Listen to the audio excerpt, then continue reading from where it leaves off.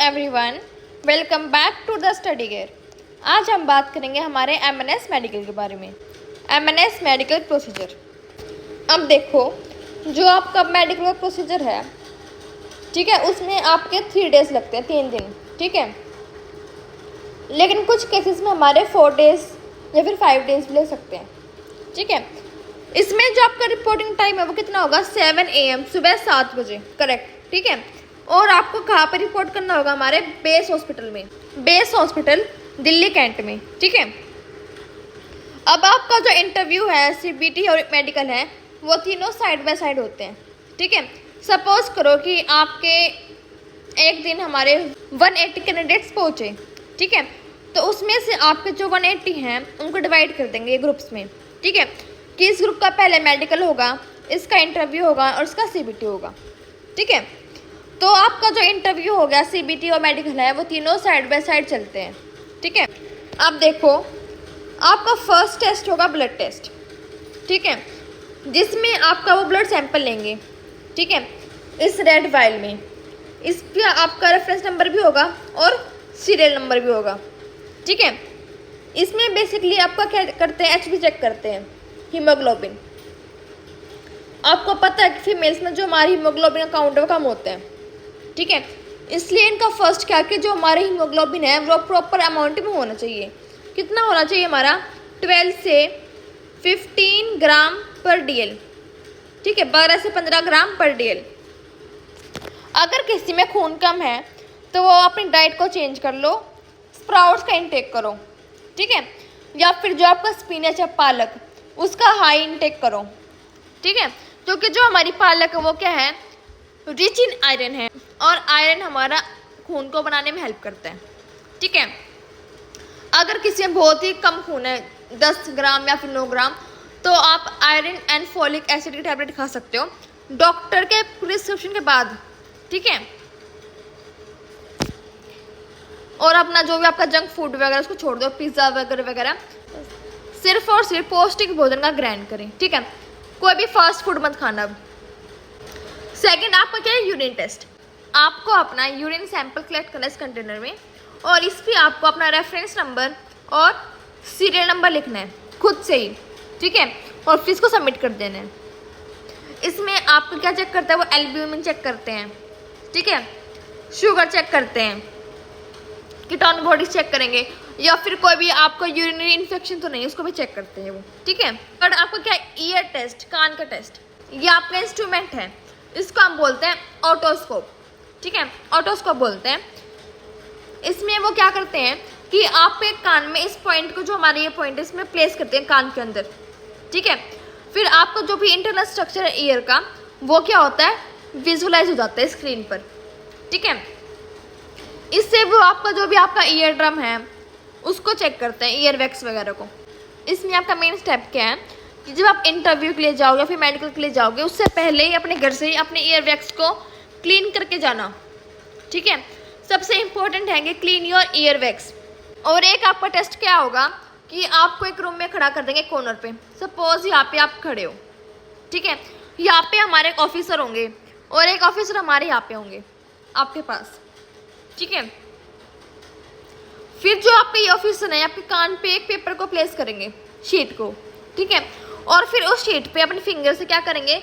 Circular motion में से move करेंगे, जिससे एक साउंड क्रिएट होगी। और जो हमारी ये अदर कॉर्नर पे ऑफिसर हैं वो एक कोई वर्ड बोलेंगे, ठीक है। सपोज उन्होंने 4 बोला, ठीक है, और आपने करेक्टली आइडेंटिफाई कर लिया कि 4 था। इन केस आपने सही आइडेंटिफाई नहीं किया तो वो आपको एक चांस और देंगे, ठीक है। और जो हमारे ईयर टेस्ट है उसमें आपको वही बता देंगे कि आप फिट हो या फिर अनफिट हो, ठीक है। अब फोर्थ आपका क्या? आई टेस्ट। आई टेस्ट में एक तो हमारा होता है कलर ब्लाइंडनेस टेस्ट। इसमें आपको इस टाइप से चार्ट दिखाएंगे, ठीक है। उस चार्ट के जो हमारे पेजेस होंगे उसको ये बहुत स्पीडली टर्न करेंगे, ठीक है। आपको फुल कंसंट्रेशन के साथ अपने नंबर्स को आइडेंटिफाई करना है कि हमारा नंबर 12 है, ठीक है, या 14 या 13 है, कुछ भी है। एक आपको दिखाएंगे ये वाला चार्ट जिसको हम बोलते हैं स्नेल चार्ट। इसमें आपको जो भी हमारे नंबर्स हैं उनको रीड करना है, ठीक है। इसमें जो आपकी विजुअल एक्यूरेटी है वो कितनी होनी चाहिए हमारी, 6/6 होनी चाहिए या फिर 6/9 होनी चाहिए विदाउट ग्लासेस, मतलब कि बिना स्पेक्स के, चश्मों के, ठीक है। और अगर आपके स्पेक्टिकल्स हैं, चश्मे हैं, तो आपके +3 तक नॉर्मल है, इसमें कितनी है, +3 तक, ठीक है। अब फिफ्थ आपका क्या, एक्सरे। देखो फर्स्ट ऑफ ऑल हमारी क्या एक्सरे मशीन है, आपको वो एक गाउन देंगे पहनने के लिए, आपको वो वियर करना है और बिल्कुल स्ट्रेट खड़ा होना है, ठीक है। फिर उसमें आपके जॉइंट्स हैं, बोन है और जो हमारे टिश्यूज वगैरह उनको ये एग्जामिन करते हैं, रिब केज को, लंग्स को, कि कोई भी एबनॉर्मैलिटी तो नहीं है, ठीक है। ये होता है हमारा एक्सरे। अब सिक्स्थ हमारा है ईसीजी, इलेक्ट्रोकार्डियोग्राम जिसको हम बोलते हैं, ठीक है। इसमें आप क्या करते हैं, वो लाई करा देंगे, ठीक है। फिर आपके जो भी आपके चेस्ट रीजन है और आपके हैंड और लेग्स हैं उन पे आपके इलेक्ट्रोड्स को कनेक्ट कर देंगे, ठीक है। जो हमारे इलेक्ट्रोड्स हैं वो हमारे जो भी हमारे हार्ट के मूवमेंट है, हार्ट रिदम, उनको कैप्चर करते हैं, ठीक है। और इस तरह से जो हमारे एक प्रिंट आउट निकलते हैं, ये होता है आपका ईसीजी। अब सेवेंथ आपका इको। इको में क्या होता है, जैसे हमारा अल्ट्रासाउंड होता है वैसे ही होगा, एक कंप्यूटर स्क्रीन होगी और एक वो होगा हमारा एक डिवाइस जिससे वो आपके चेस्ट रीजन पे मूव करेंगे जेल लगा के, ठीक है। इसमें वो आइडेंटिफाई करते हैं कि आपके जो हार्ट की शेप है, साइज है, वो प्रॉपर है या नहीं है, ठीक है। अब एट्थ हमारा है यूएसजी, अल्ट्रासोनोग्राफी, अल्ट्रासाउंड जिसको हम बोलते हैं, ठीक है। इसमें आपके जो भी हमारा स्टमक रीजन है, पेट वाला रीजन है, उसमें ये एग्जामिन करते हैं, ठीक है, कि आपका कोई भी जो भी आपका स्मॉल इंटेस्टाइन है, गॉल ब्लैडर है, वो प्रॉपरली फॉर्म्ड है या नहीं है, उसमें कोई भी एब्नॉर्मैलिटी तो नहीं है, ठीक है। और एक इसमें मेन स्टेप हमारा था स्टोन्स का जिसको हम बोलते हैं पथरी। अब नाइन्थ है आपका हाइट एंड वेट। देखो आपकी हाइट उन्होंने कितने मांग रखे हैं, 152 सेंटीमीटर, ये आपकी क्या मिनिमम हाइट है, क्या है, मिनिमम हाइट है। लेकिन अगर आप हिली एरिया से हो, हिमालय रीजन से, तो आपकी हाइट में 5 सेंटीमीटर का रिलैक्सेशन है, ठीक है। अब आपकी जो हाइट है उसके अकॉर्डिंग आपका वेट होना चाहिए।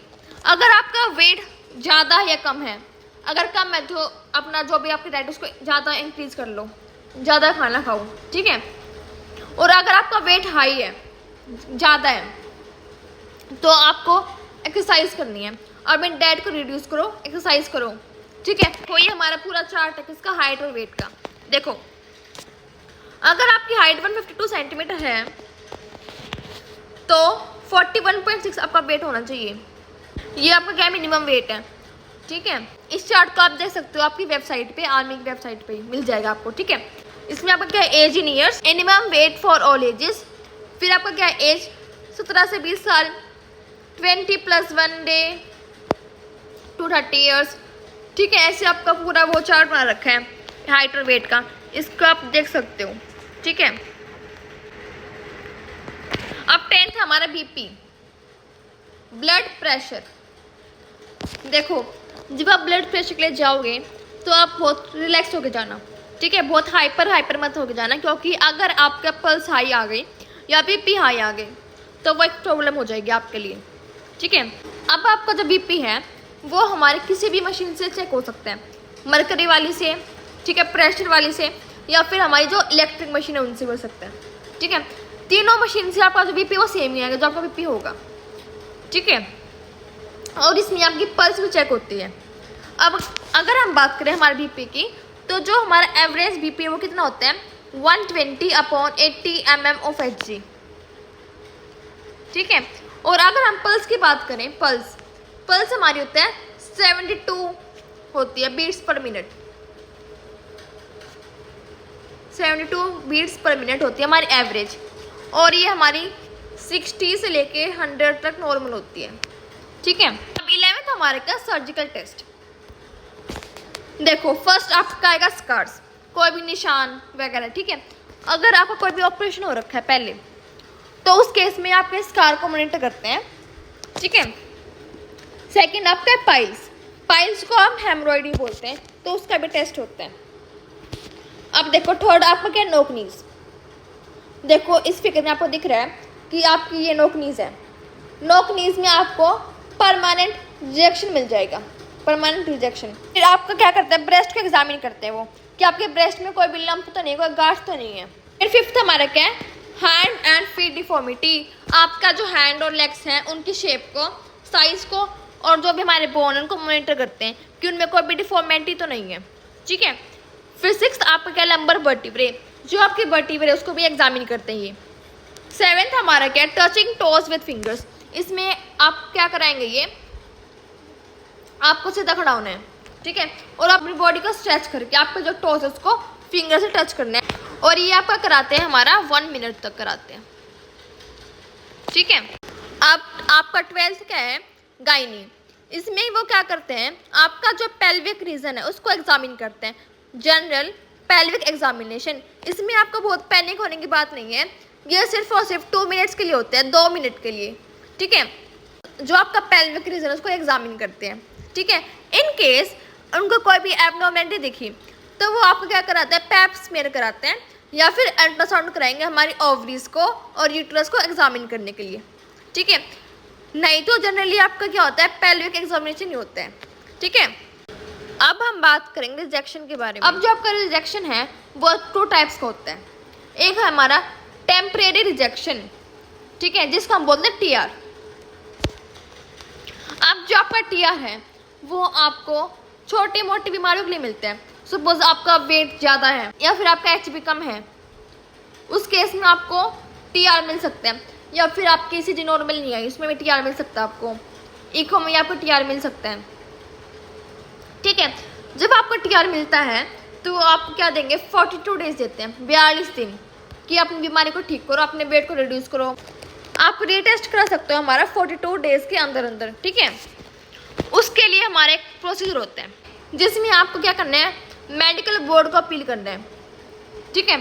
जो हमारा मेडिकल बोर्ड उसको अपील करोगे, फिर वो आपको बोलेंगे कि हमारे बेस हॉस्पिटल में क्या होगा, एक एसबीआई का बैंक होगा, एसबीआई, वहाँ पे आपका 40 रुपीज़ का एक टोकन कटेगा, पर्ची, ठीक है।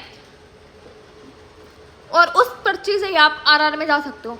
फिर वो आपको रेफर करते हैं हमारे आरआर हॉस्पिटल में, ठीक है, जहाँ पे आपके डी टेस्ट होते हैं। और यहाँ पे आपके 6 to 7 डेज ले सकते हैं या फिर ज़्यादा ले सकते हैं, डिपेंडिंग अपॉन देयर प्रोसीजर्स, ठीक है।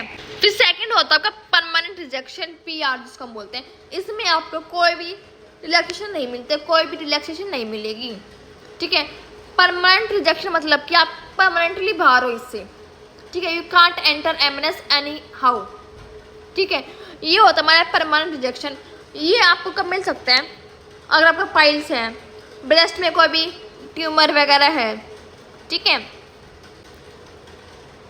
या फिर आपको टीआर मिला लेकिन आप टीआर को क्वालिफाई नहीं कर पाए, ठीक है, फिट नहीं हो पाए आप टीआर से, तो भी आपको पीआर मिल सकता है, परमानेंट रिजेक्शन।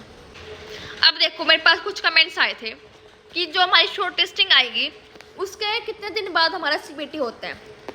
तो हमारा सीबीटी होता है विद इन 1 वीक, 1 हफ्ते के अंदर अंदर हमारा सीबीटी और इंटरव्यू वगैरह की डेट आ जाती है, ठीक है, 1 वीक। अब नेक्स्ट आपका क्या है, हाय दी, मैंने सुना है एमएनएस मेडिकल में 95% कैंडिडेट अनफिट हो जाते हैं, इज इट राइट? देखो अगर हम बात करें, हमारी सीट कितनी है, 220 है, 220 सीट्स है हमारी। और देखो 2023 में कितने कैंडिडेट सेलेक्टेड हुए थे हमारे, 3000 हुए थे, 3000। और 2024 में हुए थे 2000 के अराउंड, ठीक है। और इस साल भी आपके कम से कम 1500 से 2000 तो होंगे ही शॉर्ट लिस्ट। तो आपको 220 सीट में से अपनी सीट निकालनी होती है, ठीक है। इतने सारे कैंडिडेट्स में से आपको एक सीट अपनी निकालनी पड़ती है। तो इसका क्या होता है, पूरा प्रोसीजर होता है। जो मेडिकली फिट होगा, जिसका नीट स्कोर हाई होगा, सीबीटी का स्कोर हाई होगा, इंटरव्यू में अच्छा स्कोर किया होगा, तो वो ओवरऑल स्कोर देखेंगे, ठीक है, कि किसने क्या स्कोर किया है। स्कोर के ऊपर आपकी क्या आएगी, फाइनल मेरिट लिस्ट आएगी, ठीक है। तो ये हमारा पूरा मेडिकल का प्रोसीजर था। Thank you.